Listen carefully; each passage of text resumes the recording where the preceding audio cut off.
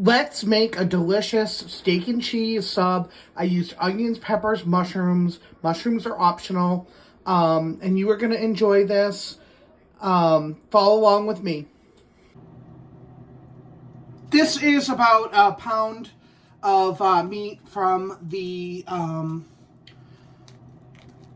deli. The meat, not really the deli, but the meat department. That's where they sell it at my store. I don't buy the frozen kind, although this was previously frozen, but it is different. Like you can tell, it's real shaved meat. So the first step is to add a little salt and pepper. Okay, we're gonna go with the pepper, and this is shaved up, so it's kind of bite-sized. But I like to cut it again because it cooks better, and B, it tastes better. When you get a big, like, long piece when you're eating, it's not as fun as when it's all, like, mulled together with the cheese. The smaller the pieces, the more it's going to mull with the cheese. And then I'm going to go ahead and use a serrated, well, I prefer anyway. Use whatever you want, but I prefer using like a knife that has a little bit of a jagged edge rather than a straight knife. And I just go through and kind of separate all this and make smaller little bite-sized pieces.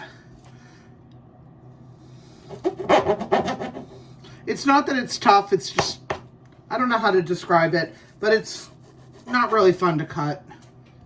Oh. Okay. Thought that was something else, but it was part of the meat. Yeah, you want the real, like, what am I thinking of? Steak them, like those frozen, like, little patties. Like, those are gross. Your recipes are not going to come out good if that's what you're going to use. I mean, I'm not going to fault you if steak them is what you can afford.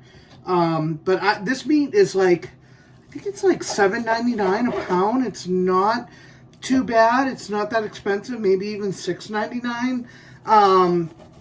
It's not a super expensive cut, but you want that real, like, when you go to a deli, that real steak flavor. So this is what's going to give you that.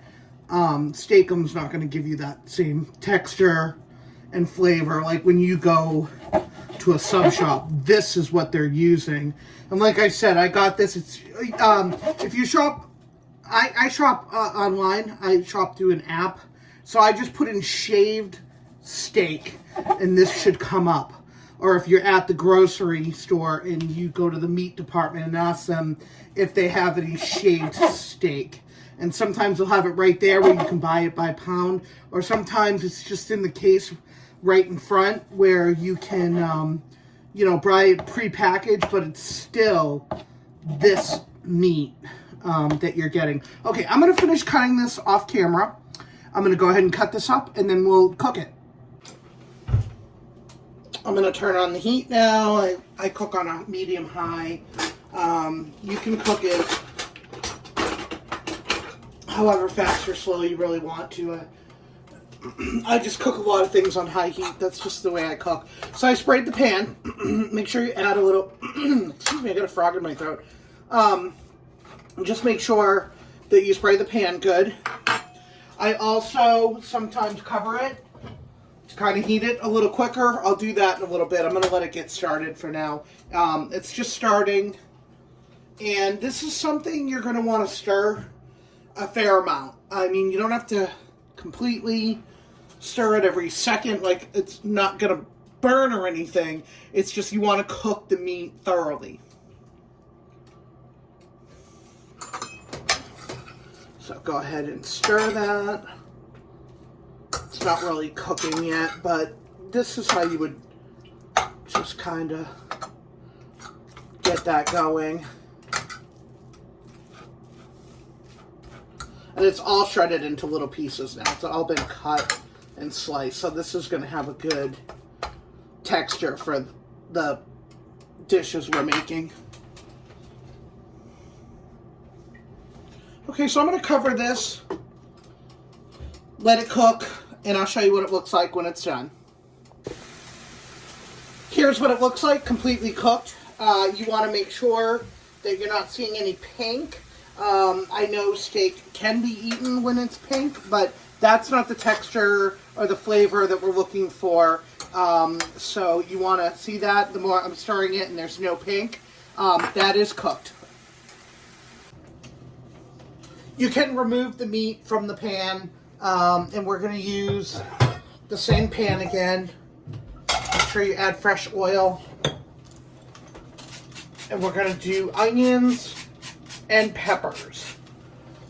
I'm just making a single serve pizza, so I'm not going to cook a lot of onions and peppers. So just think about the amount that you're going to want on your pizza and the size of your dough, your crust, and whatnot. So I'm going to do small batch. This is the 3-pepper blend. It's just cheaper than buying red peppers. I don't like green peppers. Red peppers are so expensive. And so I've been buying the frozen ones because they're just less expensive. And it's a pepper blend, so there's a little bit of green in there, but it's not a lot. It's not bad. Okay, so then we're going to get the ends off of this onion. And we're going to peel this. I think it's peeling terribly today just because I'm on camera. Normally it peels. There we go. Usually it comes in big chunks. Okay. And then, like I said, I'm making a small batch. So I'm going to use about 1/4 of an onion. And I always take the middle core. I call it the core because not really. Don't know what to call it. And I'm going to make some slices. Add them to the pan. And then we'll move this over the camera to the pan. Turn the heat on. And I like to stir these with a fork or something to help kind of, trying to break them up a little. The onions stick a little, so I just kind of tap them and then go ahead. I got the heat on and cook this until everything is soft, like as soft as it would be in a sub, because it's not going to be in the oven long enough to cook additionally. So you want to get these exactly to the tenderness that you want, and we'll come back and look at that. It's about halfway cooked. If you like mushrooms, now would be when you want to add, ooh, that was a lot. Add the mushrooms. I don't care, I love mushrooms. And then you can kind of, I rinse them. I buy them pre-sliced and I rinse them. And then just with your fork, this one doesn't want to, just kind of break them up into smaller pieces. People love my steak and cheese because I use sliced baby bella. I don't use white mushrooms. The baby bellas are flavorful, and even people that don't like mushrooms say that they love when I use mushrooms in a recipe. So I'm going to continue. I think I'm going to grab a knife to cut up the rest of these, and we'll come back when it's all done. Okay, that is cooked, in my opinion. It's just brown, but it's not burnt. Add your meat back in.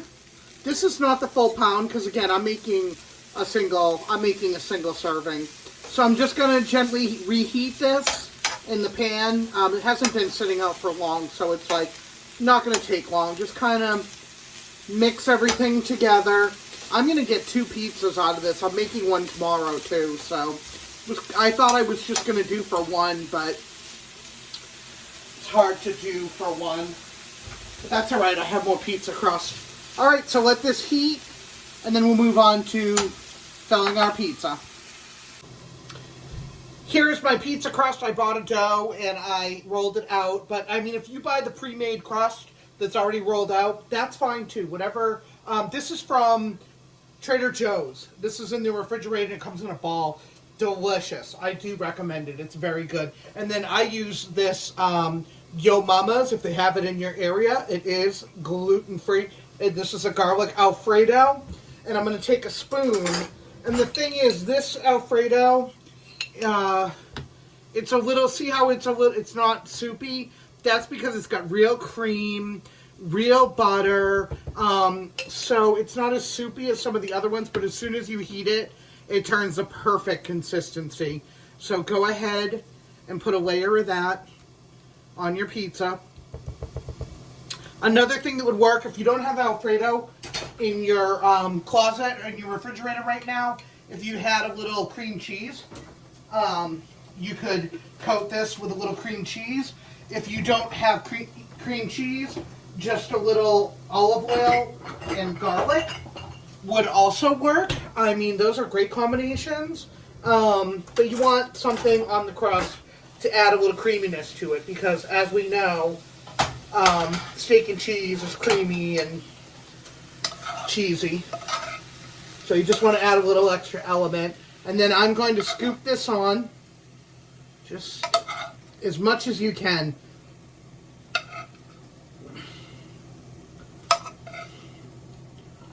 Okay.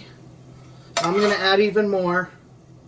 You really want to fill your pizza, because once it cooks down, it always feels like there's less than there actually is.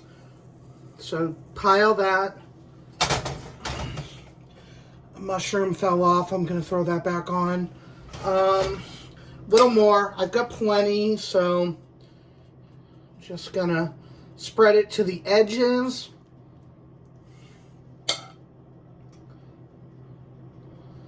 Okay, so that looks good.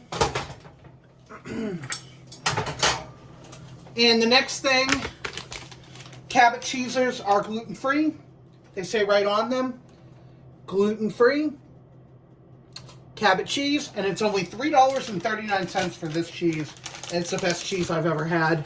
It's local, too. I live in New England, so it's local cheese. And then you just put some on top. We all know how to make a pizza at this point. Just do as much or as little cheese as you like. I like it cheesy. And then we're going to put this in the oven at 425. Here it is, coming out of the oven. You can see just a little bit of brown on the top there, and the crust is cooked. I'm going to go ahead and use my pizza cutter.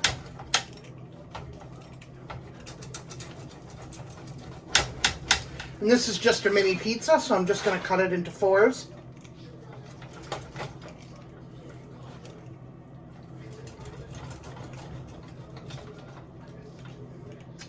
Not really getting this cutting process on camera, but it's okay. And then take out a piece. I don't know if you're getting that cheese pulp, but there you are. There is your steak and cheese, homemade steak and cheese pizza, ready for you to enjoy with mushrooms, onions, and peppers. It's going to be cheesy. It's going to be good. Enjoy eating gluten-free again.